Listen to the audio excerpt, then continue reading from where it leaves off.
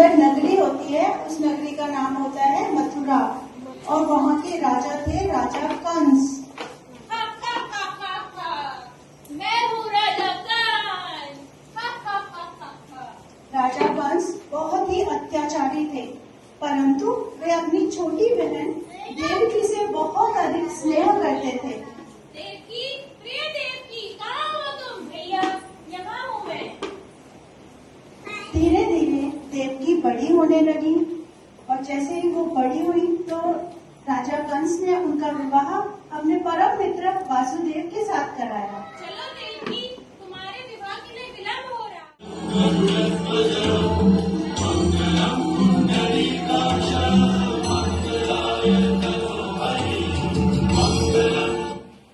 विवाह के उपरांत जैसे ही देवकी के साथ जाने लगी, आकाश से एक वाणी, हे राजा कंस, तेरा काल निकट आ गया है। देवकी का 8वां पुत्र ही तेरा काल बनेगा। अपनी बहन देवकी और उनके पति वासुदेव को जेल में डाल दिया। और जेल में डालने के बाद क्या हुआ पता है?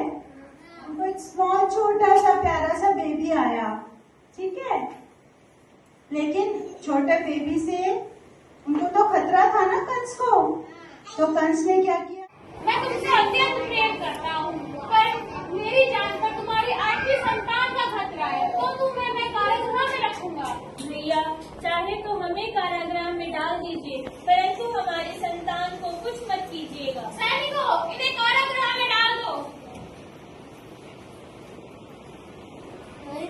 राजा कंस ने अपनी बहन देवकी और वासुदेव को कारागृह में डाल दिया। समय बीतता गया। देवकी और वासुदेव की प्रथम संतान का समय निकट आ गया। थोड़े दिनों ही बाद देवकी ने एक संतान को जन्म दिया।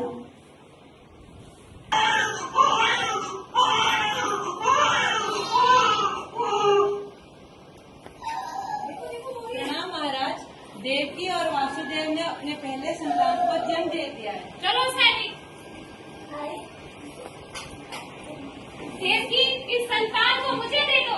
नहीं भैया, आपने वादा किया था कि आप हमारी संतान की हत्या नहीं करोगे। नहीं देवकी, इस संतान पर मेरी जान का खतरा है। नहीं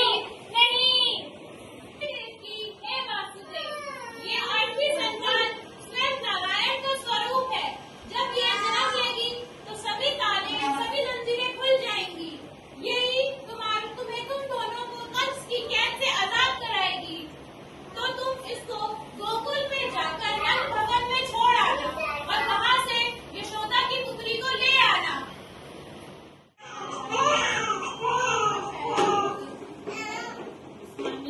हमारा पुत्र तो सचमुच ईश्वर का अवतार है।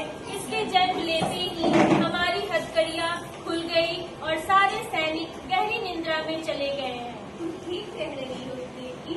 अब जल्दी से इसे उस टोकरी में रख दो और मैं इसे यशोदा की पुत्री से बदल ले आता हूँ, जब तक सारे सैनिक अपनी निद्रा से जागते हैं। हे ईश्वर, मेरे पुत्र की रक्षा कीजिएगा। जैसे ही वासुदेव श्री कृष्ण को लेकर यमुना पार करने के जाने लगे, रास्ते में यमुना नदी ने सोचा मैं श्री कृष्ण के चरण स्पर्श कर लेती हूँ, और वो धीरे धीरे ऊपर बढ़ने लगी। जैसे ही उन्होंने श्री कृष्ण के चरण स्पर्श किए, वो वापस नीचे हो गई और उन्होंने वासुदेव को नंदगांव जाने के लिए रास्ता दे दिया। और जाकर नंद भवन में देखा कि प्रसव के बाद यशोदा गहरी नींद में सोई हुई है। माता यशोदा, जन्म के बाद तुम्हारी पुत्री निश्चल नींद में सोई हुई है। मैं अपने पुत्र को यहाँ पे छोड़ के जा रहा हूँ और तुम्हारी पुत्री को अपने साथ लेकर जा रहा हूँ।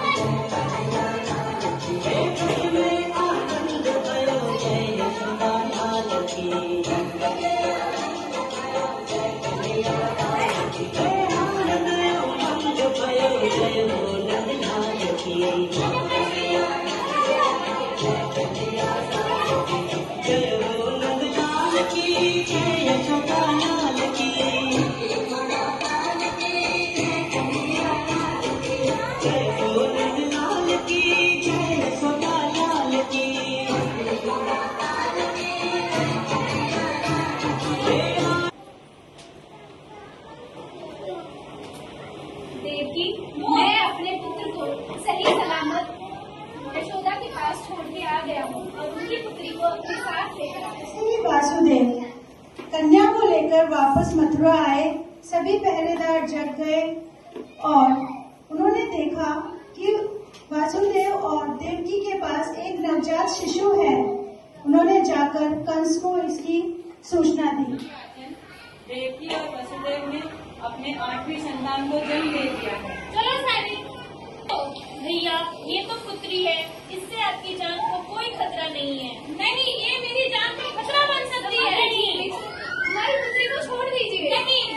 सावधान कंस, मैं कन्या नहीं योग माया हूँ। तेरा अंत निकट आ चुका है।